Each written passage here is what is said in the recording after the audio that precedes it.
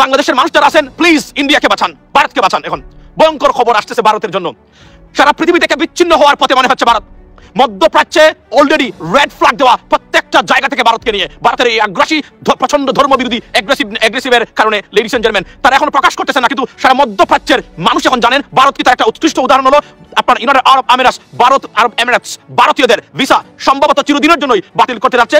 এবং ডক্টর মোহাম্মদ ইউনূসের এই চীন সফরটা অত্যন্ত তাৎপর্যপূর্ণ, কারণ তিনি দায়িত্ব গ্রহণের পর, এই 8ই আগস্ট দায়িত্ব গ্রহণের পর তিনি চীন হচ্ছে গিয়ে একটা খুবই উচ্চ লেভেলের একটা সফর হতে যাচ্ছে এই চীনে। এবং এই চীনে সফরকে ঘিরে বাংলাদেশে অনেক অস্থিরতা, অনেক গুজব, এবং এই গুজবের অন্যতম উদ্দেশ্য ছিল যাতে প্রধান উপদেষ্টা ডক্টর মোহাম্মদ ইউনূসের চীন সফর ঠেকানো যায়।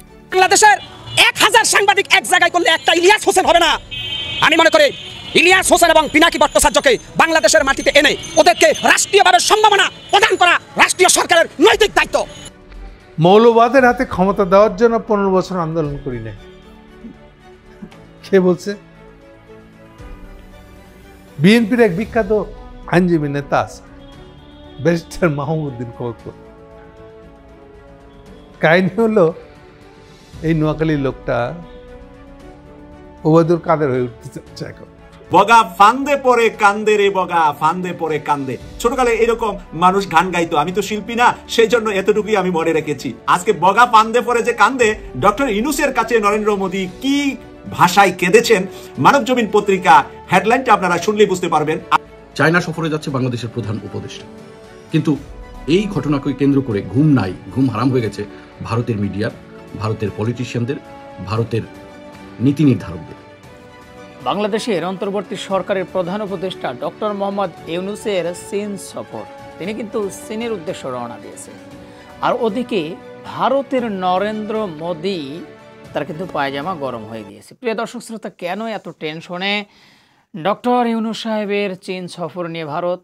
তার এক নম্বর কারণ হলো, আপনারা সকলে জানেন চীনের কাছে কিন্তু ধরাশায়ী ভারত সবসময় টেনশনে কাজ করে চীন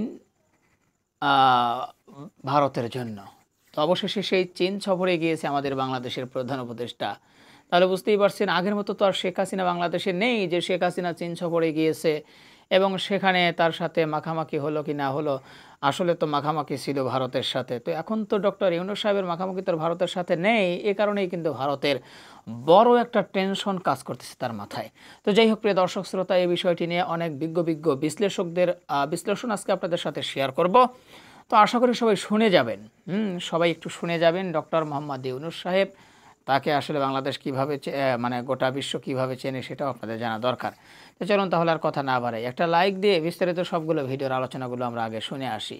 বাংলাদেশের মানুষ যারা আছেন প্লিজ ইন্ডিয়াকে বাঁচান, ভারতকে বাঁচান। এখন ভয়ঙ্কর খবর আসতেছে ভারতের জন্য।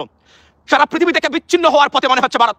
মধ্যপ্রাচ্যে অলরেডি রেড ফ্ল্যাগ দেওয়া প্রত্যেকটা জায়গা থেকে ভারতকে নিয়ে, ভারতের এই আগ্রাসী প্রচন্ড ধর্মবিরোধী অ্যাগ্রেসিভের কারণে লেডিস এন্ড জেন্টলম্যান তারা এখন প্রকাশ করতেছে না, কিন্তু সারা মধ্যপ্রাচ্যের মানুষ এখন জানেন ভারত কি তার একটা উৎকৃষ্ট উদাহরণ হলো আপনার ইউনাইটেড আরব আমিরাতস, আরব এমিরেটস ভারতীয়দের ভিসা সম্ভবত চিরদিনের জন্যই বাতিল করতে যাচ্ছে। করতো তারা যদি তাদের প্রয়োজন না হতো, বিকজ তাদের টেকনিক্যাল সাপোর্টস অন্যান্য জায়গাতে এই সুযোগ সুবিধাটা লাগবেই লাগবে, কারণ এদের রিপ্লেসমেন্ট এই মুহূর্তে বাংলাদেশ করতে পারে নাই। বিকজ 16 বছরের একটা ব্রুটাল ব্যর্থ অথরিটারিয়ান রেজিম যারা বাংলাদেশটাকে ভারতের হাতে তুলে দিয়েছিল, তাদের কারণে আমাদের এই নতুন প্রজন্ম দাঁড়াতেই পারে নাই কোনো দিনের জন্য।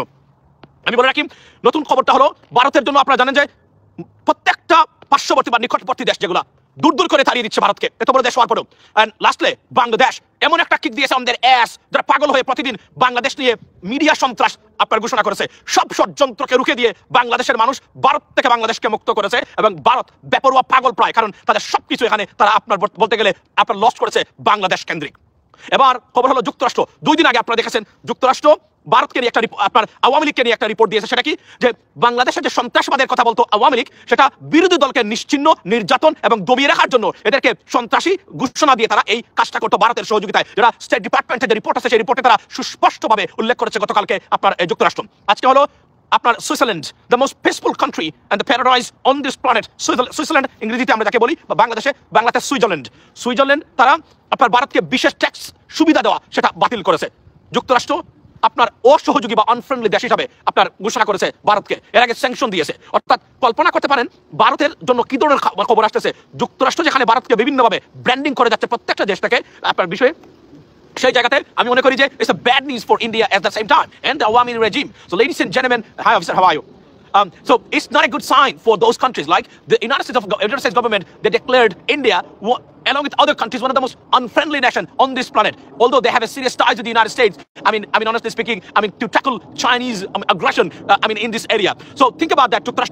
যুক্তরাষ্ট্র যদি ভারতের মতো দেশকে এইভাবে ট্যাকল করে থাকে তাহলে কতটা ভয়ঙ্কর এবং বিপদগ্রস্ত অবস্থায় ভারত পতিত হয়েছে। অর্থাৎ ভারতের যে আগ্রাসী এবং সন্ত্রাসী মনোভাব নিয়ে বিভিন্ন দেশে হস্তক্ষেপ করার যে মানসিকতা এবং পরিকল্পনা সেটা যে ব্যস্তে গেছে এবং ব্যস্তে যাচ্ছে এবং প্রত্যেকটা জায়গা থেকে people are kicking out India. This is a good sign, it's not a good sign for India. এবং সেই ভারত বাংলাদেশটাকে কুক্ষিগত করে এখানে রাখার জন্য এবং তাদের এজেন্টকে আবার পুনরায় রিহেবিলিটেট করার জন্য into Bangladeshi politics they trying their best and they gone mad. So that's they trying every single day to destabilise Bangladesh by pouring or spreading propaganda, misinformation about Bangladesh on internet. They declare war against Bangladesh on internet and misinformation pouring on internet from all sides of Indian media. That's a bad news, but the good thing is we are united against this aggression against India. I mean against Bangladesh, and the people of Bangladesh will protect Bangladesh, the sovereignty and independence of Bangladesh. Ladies and gentlemen, be united, be together, or be on the same page so that they cannot harm us, right? Although আমাদের সরকার যারা আছেন তাদেরকে অনেক ভালো কাজ হচ্ছে doctor Yunus সরকারের, বা কিছু গুণগত কাজ যেগুলো অবশ্যই করা দরকার এখন পর্যন্ত সংগঠিত হচ্ছে না বলে সবাই মনে করেন, and we are very concern for it because আমরা জানি না ইন্ডিয়ান যে তারা কি বাংলাদেশে এগুলো তারা আবার এগ্রেশনটা আবার বজায় রাখতেছে কিনা, বিভিন্নভাবে সরকারকে বই দেখিয়ে যারা সংশ্লিষ্ট কর্তৃপক্ষ আছেন তারা। আচ্ছা, সুতরাং আমি মনে করি এই জায়গাতে পরিবর্তন আসছে এবং আজকে ভারতের জন্য প্রত্যেকটা জায়গায়, এবং এই ভারত কতটা বিপজ্জনক। আজকে কেনিয়াতে আপনি জানেন কেনিয়া তারা আদানির সাথে চুক্তি বাস্তব আপনার ক্যান্সেল করেছে, যুক্তরাষ্ট্র আদানিকে স্যাংশন দেওয়ার পথে এই মুহূর্তে ইট ইজ আন্ডার ওয়ে, এবং অলসো আপনার যে তারা যে চার্জ করেছে যুক্তরাষ্ট্রের ফেডারেল গভর্নমেন্ট, যা ফেডারেল কোর্ট, যা প্রেসিডেন্ট ট্রাম্পও কিছু করার ক্ষমতা নেই, এবং প্রেসিডেন্ট ট্রাম্প যে নতুন একজন প্রেসিডেন্ট সেটা বলা বাহুল্য, এবং এটা আসতেছে। সুতরাং কোনো ধরনের বেনিফিট সুবিধা আপনারা নিতে পারবেন না। লক্ষ লক্ষ ভারতীয় সিটিজেনশিপ আপনার থেকে বঞ্চিত হবেন শুধুমাত্র তাদের এই আগ্রাসী এবং অসহযোগী মনোভাব এবং বলতে গেলে এক দুর্নীতিগ্রস্ত ব্যবস্থাকে তারা রাখার জন্য। বগা ফান্দে পরে কান্দে রে বগা ফান্দে পরে কান্দে। ছোটকালে এরকম মানুষ গান গাইতো, আমি তো শিল্পী না, সেই জন্য এতটুকুই আমি মনে রেখেছি। আজকে বগা ফান্দে পরে যে কান্দে, ডক্টর ইউনূসের কাছে নরেন্দ্র মোদী কি ভাষায় কেঁদেছেন, মানব জমিন পত্রিকা হেডলাইনটা আপনারা শুনলেই বুঝতে পারবেন, আপনারা বিচক্ষণ মানুষ। তারপরে আমি বিস্তারিত আলোচনায় যাব। প্রথমে হেডলাইনটা বলছি, স্বাধীনতা দিবসে ডক্টর ইউনূসকে মোদী, বাংলাদেশের সঙ্গে অংশীদারিত্ব এগিয়ে নিতে প্রতিশ্রুতিবদ্ধ ভারত। বাংলাদেশের সাথে অংশীদারিত্ব এগিয়ে নিতে ভারত প্রতিশ্রুতিবদ্ধ। এই কারণে নিয়ে আমার মায়ের ১৫০০ সন্তানকে ভারতের সৈন্য এসে বাংলাদেশে মেরে চলে গিয়েছে। এই কারণে নিয়ে আমার দেশের ২৫,০০০ মায়ের সন্তানের হাত পা চক্ষু অন্ধ করে দিয়েছে, আর সেই খুনি ডাইনি হাসিনাকে নিজের ঘরে নিয়ে আদর আপ্যায়ন করছে, আর তার দোসরদেরকে ভারতে পাসপোর্ট দিয়ে ভিসা দিয়ে বিভিন্নভাবে সহযোগিতা করে ভারতে অবস্থানের সুযোগ দিয়ে ভারত থেকে বসে বাংলাদেশকে উত্তপ্ত করার জন্য এ পর্যন্ত কত শত পরিকল্পনা করেছে, এবং সেই পরিকল্পনা খোলার সবগুলারই আমরা তথ্য পেয়েছি ভারত থেকে আওয়ামী লীগ বা বিজেপি মিলে করে যাচ্ছেন, এবং বিজেপি নেতারা ভারতে বসে হাসিনার সাথে এবং হাসিনার ওই খুনি সন্ত্রাসীদের সাথে বৈঠকের পরে বৈঠক করে কিভাবে বাংলাদেশকে অশান্ত রাখা যায় সেই পরিকল্পনা করছেন। আর সেই পরিকল্পনাকারীর মুখ থেকে শুনলাম অংশীদারিত্ব এগিয়ে নিতে প্রতিশ্রুতিবদ্ধ ভারত। এই হলো বগা ফান্দে পরে কান্দে। আজকে ডক্টর মোহাম্মদ ইউনূস স্যার যাচ্ছেন চায়নাতে, তার বাবার বাড়িতে। ভারতের বাবার বাড়ি হলো চায়না, যার নাম শুনলে নরেন্দ্র মোদী ওই নিজে চা বিক্রি করতেন, তো এই জন্য ১ কাপ গরম চা আগে খা। নাম শুনলে চায়নার কেঁপে উঠেছে এই নরেন্দ্র মোদী। সেই মোদী আজকে যখন ডক্টর মোহাম্মদ ইউনূস ২৬শে মার্চ কাকতালির মতো একই দিন পড়ে গিয়েছে চায়না সফর, আর সেই সফরে যাওয়ার আগ মুহূর্তে সে একটি বার্তা পাঠিয়েছে ডক্টর মোহাম্মদ ইউনূসের কাছে। এখানে যা লিখেছে, বাংলাদেশের স্বাধীনতা দিবসে পাঠানো বার্তায় শান্তি, স্থিতিশীলতা, সমৃদ্ধির জন্য দুই দেশের অংশীদারিত্বে এগিয়ে নিতে প্রতিশ্রুতি পূর্ণ ব্যক্ত করেছেন ভারতের রাষ্ট্রপতি ও প্রধানমন্ত্রী নরেন্দ্র মোদী। রাষ্ট্রপতি এবং প্রধানমন্ত্রী দুইজনে একই সাথে একটি বার্তা পাঠিয়েছেন।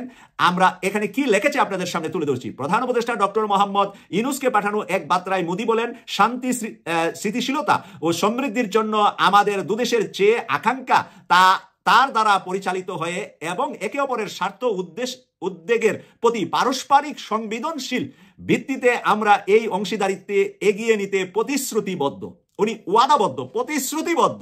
আমাদের দেশে এসে খুন খারাপি করার প্রতিশ্রুতি আমরা দিয়ে রেখেছি, তাই না? বাংলাদেশের জনগণ তাকে প্রতিশ্রুতি দিয়েছে যে প্রতিদিন ফেলানির মতন সে কাঁটাতারের ভিতরে ঝুলিয়ে রাখবে আমাদের মায়ের সন্তানদেরকে, আর তাকে আমরা বলবো আমাদের প্রতিবেশী, বন্ধু, দুস্থ, আসো তোমার ধুতি খোলা হবে। বাংলাদেশের মানুষ পেলে তাকে ধুতি খুলে খান খান করে দিবে, কারণ বাংলাদেশের মানুষ একবার পেয়েছিল, আর সেই আলেম ওলামাদের প্রতিবাদের কারণে আলেম ওলামাদের উপরে কি নির্যাতন হয়েছিল, মামুনুল হক সহ যাদের উপর নির্যাতন হয়েছিল এই নরেন্দ্র মোদীকে প্রত্যাখ্যান করার জন্য, খুনি ভারতে এত মানুষকে খুন খারাপি করার কারণে, মুসলমানদেরকে খুন খারাপি করার কারণে যে বাংলাদেশে প্রতিবাদ হয়, সেই প্রতিবাদী মানুষগুলাকে কিভাবে নির্যাতন সে তার দূষর হাসিনার মাধ্যমে বাংলাদেশে করেছে, বাংলাদেশের মানুষ ভুলে যায় নাই। আর তার এই ফান্দে পরে কান্দা বাংলাদেশের মানুষ শুনবে না, আর ডক্টর মোহাম্মদ ইউনূস এক কানে শুনবে আর এক কানে এটা বের করে দিবে, কারণ ইউনূস পেলেই তাকে সহ আটকাবে। কারণ বর্তমান সময়ে আইনটা আমাদের এইভাবে এগিয়ে যাচ্ছে যে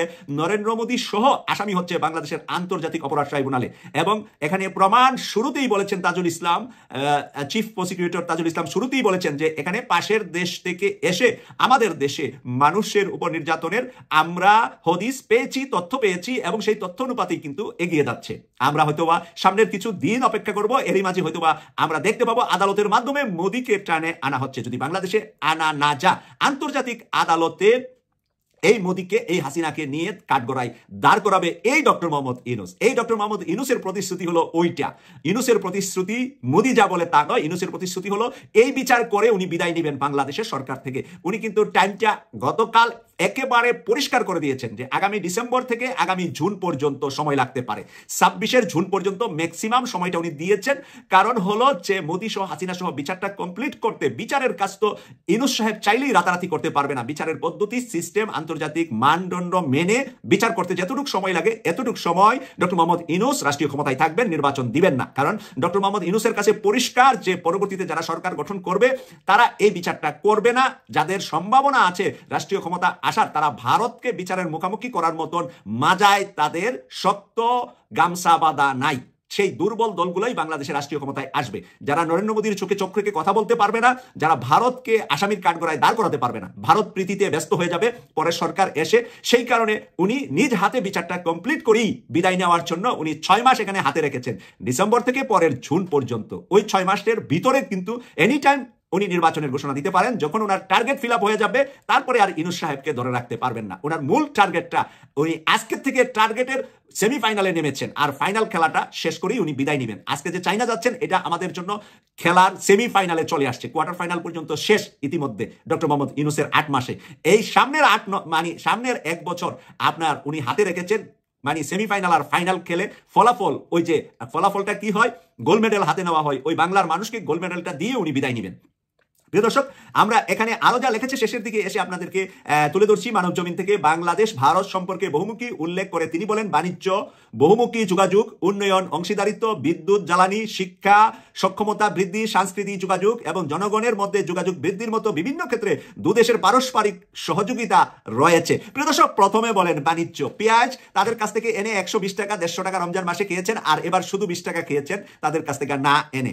বহুমুখী যোগাযোগ, তাদের বহুমুখী যোগাযোগ হলো তাদের 7 সিস্টারের সাথে আমাদের দেশের উপর দিয়ে আমাদের পোর্ট ব্যবহার, রাস্তা ব্যবহার সব করবে বিনা ট্যাক্সে। এটা হলো তাদের বহুমুখী যোগাযোগ আমাদের সাথে, যেটা আন্তর্জাতিক মান নষ্ট করে। কারণ পৃথিবীর যে কোনো দেশের আকাশের উপর দিয়ে প্লেন গেলে যদি আপনার ট্যাক্স দিতে হয়, জমিনের উপর দিয়ে আমাদের রাস্তাঘাটের ব্যবহার করে তাদের মালামাল নিবে এবং তারা আমাদেরকে কোনো ট্যাক্স দিবে না। তো সেই কারণে তার যে কথাগুলো বলছে দেখেন, উন্নয়নের অংশীদারিত্ব চুরি করে 71-এ আমাদের দেশের সকল সোনা গয়না দামি জিনিস ওরা নিয়ে গিয়েছে। এখন হাসিনার আমলে মানে যেইভাবে পেরেছে তার লোক বল পাঠিয়ে এখানে বাংলাদেশে যার বেতন 2 লাখ টাকা পাওয়া যায়, তার দেশের লোক 8 লাখ 10 লাখ টাকা গার্মেন্টস শিল্পে বড় বড় পদগুলাতে বসিয়ে বাংলাদেশ থেকে নিয়ে গিয়েছে সিন্ডিকেট করে। বাংলাদেশের শিল্প কারখানার মালিক যারা, তারাও তো দুর্নীতিবাজ, ব্যাংক থেকে দুর্নীতি করে টাকা নিয়েছে। এখন আওয়ামী লীগের মন্ত্রী এমপিদের মানে টেলিফোনে এবং সুপারিশে ভারতীয় নাগরিকদেরকে বড় বড় গার্মেন্টস শিল্পগুলার বড় বড় দায়িত্বগুলা দিয়ে এইভাবে বাংলাদেশের মানুষকে বঞ্চিত করে এই ভারতীয়দেরকে বড় বড় বেতনে চাকরি দিয়েছে। চায়না সফরে যাচ্ছে বাংলাদেশের প্রধান উপদেষ্টা, কিন্তু এই ঘটনাকে কেন্দ্র করে ঘুম হারাম হয়ে গেছে ভারতের মিডিয়ার, ভারতের পলিটিশিয়ানদের, ভারতের নীতি নির্ধারকদের। আসলে কি করতে যাচ্ছেন চায়না বাংলাদেশের প্রধান উপদেষ্টা, যেখানে ভারত বাংলাদেশের প্রধান উপদেষ্টার সাথে কথা বলতেই চান না। এই পর্যন্ত নানান অজুহাতে ডক্টর ইউনূস সরকারের যে মাধ্যম, সেই মাধ্যম থেকে কিন্তু ভারত সরকারের সাথে সরাসরি বসার একটা কথা ছিল, বেশ কয়েকবার বসার কথা ছিল, কিন্তু কোনোবারই চাওয়ালা প্রধানমন্ত্রী মোদী এইটার জন্য প্রস্তুত ছিলেন না। ইনিয়ে বিনিয়ে বিষয়টাকে এড়িয়ে গেছেন এবং তাদের অন্তত 1000 খানেক ইন্টারভিউ যদি আপনারা দেখেন বিগত কয়েকদিনে, আপনারা বুঝতে পারবেন যে তারা এই যে বাংলাদেশ সরকারটি আছেন, যারা এই বর্তমানে বাংলাদেশকে রান করছেন, তাদেরকে অফিসিয়ালি স্বীকৃতি দিতে চান না, এবং তারা বারবারই বলেছেন যে জনগণের যদি কোনো সরকার ভোটের মাধ্যমে যদি কোনো সরকার না আসে, তো তাদের সাথে ভালো সম্পর্ক থাকা না থাকা এইটা আসলে তাদের বিষয় না। মূল জ্বালাপোড়াটা কিন্তু আমরা সবাই জানি, মূল কষ্টের কথাটা কিন্তু আমরা সবাই জানি, যে আসলে ভারত কেন এরকম করতেছে।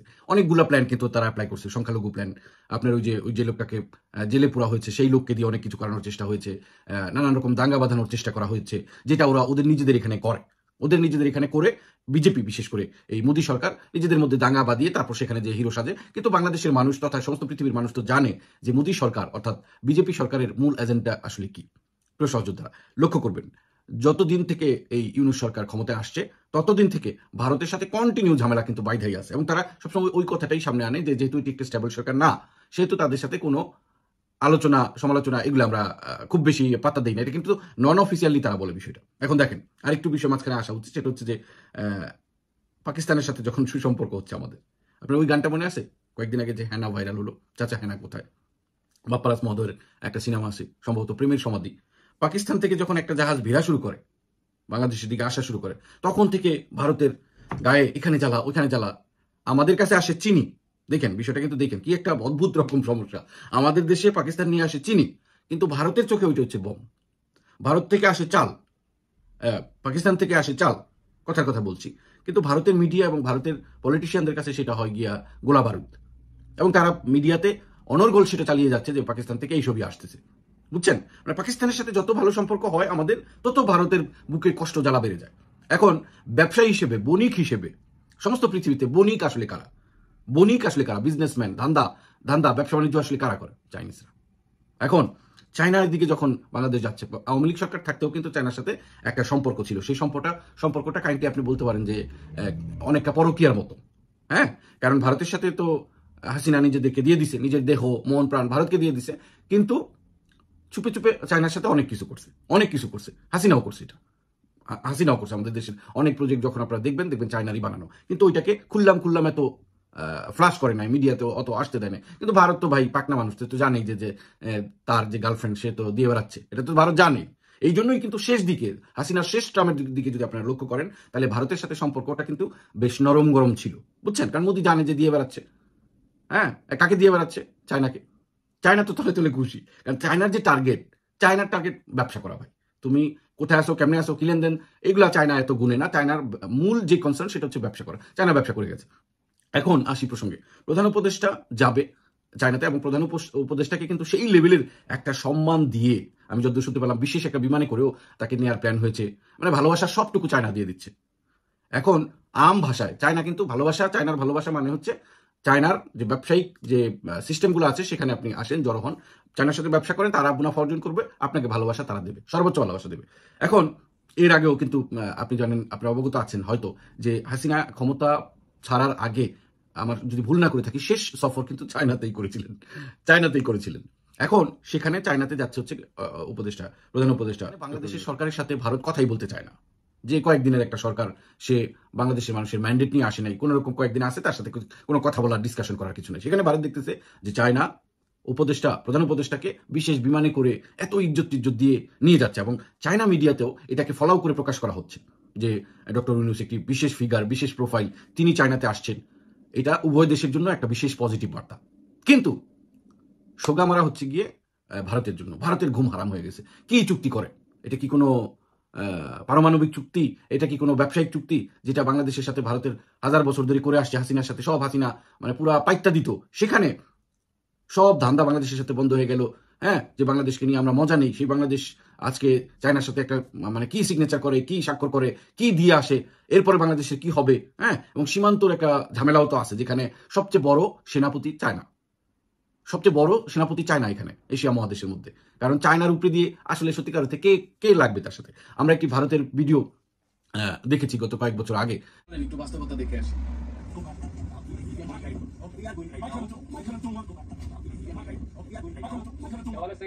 যেখানে ভারত বনাম চায়নার যে সোলজার আর্মিরা যে কনভারসেশন করছেন, সেখানে আমরা দেখেছি ভারতের অবস্থান ইংলিশ ভারতীয় সেনাবাহিনীদের যে ইংলিশ, পক্ষান্তরে চাইনিজদের যে বিহেভিয়ার, সেই বিহেভিয়ারে আপনি কিন্তু একটু ধারণা নিতে পারেন যে চায়না কতটা শক্তিধর। এখন প্রধান উপদেষ্টা যে ওর সাথে কি আপোষ করে, এবং কি সিগনেচার করে, সেটা কি সীমান্ত নিয়ে, সেটা কি ব্যবসা বাণিজ্য নিয়ে, কোনটা যেটাই করুক না কেন, হ্যাঁ, আর কারণ না, বাংলাদেশ এখানে কতটুকু বেনিফিট হবে না হবে সেটা পরের ব্যাপার। ডেফিনেটলি আমরা খুব আশাবাদী, কারণ ডক্টর ইউনূস অ্যাটলিস্ট চা বিক্রেতা না, তার যে পড়াশোনা, তার যে বিশ্ব রাজনীতিতে বা বিশ্ব দুনিয়ায় তার যে পরিচিতি, তার যে মেধা, এইটা আমরা জানি। সুতরাং সে তো কোথাও দস্তখত করবে, সেটা বুঝে শুনেই করবে, সেটা আমাদের আত্মবিশ্বাস আছে। সেই আত্মবিশ্বাস আছে বলেই আমরা তাকে এই জায়গায় বসিয়েছি। ভারতের কি হবে তাহলে? ভিতরে শেষ তো যে আমাদের বাপ্পারাজ মহোদয়ের ওই লঞ্চে হ্যানার বিয়ে হয়ে চলে যাচ্ছে, আর বাপ্পারাজ উল্টা পাল্টা খায়া সেই গান করতেছে। গানটা কি ছিল আসলে? পাখি যায় প্রেমের সমাধি ছেড়ে শিকল ভেঙে পাখি যায় উড়ে যায়। ভারতের অবস্থাটা হচ্ছে এরকম যে একদিকে বাংলাদেশ যত চায়নার দিকে আগায়, ভারতের তত কষ্ট হয়। বাংলাদেশ যত পাকিস্তানের দিকে আগায়, ভারতের তত কষ্ট হয়। মানে মোট কথা, বাংলাদেশ যদি আগায়, ভারত পিছায়। কি একটা অদ্ভুত একটা অবস্থা, মানে পুরো গ্যারাকলের মধ্যে পড়ে গেছে ভারত, হ্যাঁ, পুরো পেরেশানের ভিত্তিতে পড়ে গেছে ভারত। কিন্তু দিন শেষে আমরা বিশ্বাস করি, আমরা আশা রাখি যে বাংলাদেশের যে প্রধান উপদেষ্টা আছেন, তিনি অত্যন্ত বাংলাদেশের ফেভারেই সবকিছু করবেন। প্রিয় দর্শক শ্রোতা, আশা করি সবগুলো ভিডিও আপনারা দেখেছেন এবং বিস্তারিত আলোচনাগুলো আপনারা মনোযোগ সহকারে শুনেছেন। তো অবশ্যই এবার আপনাদের মূল্যবান মতামতটা ভিডিওর কমেন্ট বক্সে জানিয়ে দিন। আর হ্যাঁ, পারলে ভিডিওটি শেয়ার করে সবাই দেখার সুযোগ করে দিন। আর আমাদের এই চ্যানেল নাসির ইসলামিক মিডিয়া সেন্টারে যদি আপনারা নতুন হন, প্রতিনিয়ত এই ধরনের সকল প্রকার নিত্য নতুন আপডেট খবরগুলো পেতে আমাদের এই চ্যানেলটি সাবস্ক্রাইব করে আমাদের সাথে থাকুন। ইতিমধ্যে যারা অলরেডি সাবস্ক্রাইব করে দিয়েছেন সবাইকে অসংখ্য ধন্যবাদ জানিয়ে ভিডিওটি এখানে শেষ করছি। সে পর্যন্ত সবাই ভালো থাকবেন, সুস্থ থাকবেন। আল্লাহ হাফেজ।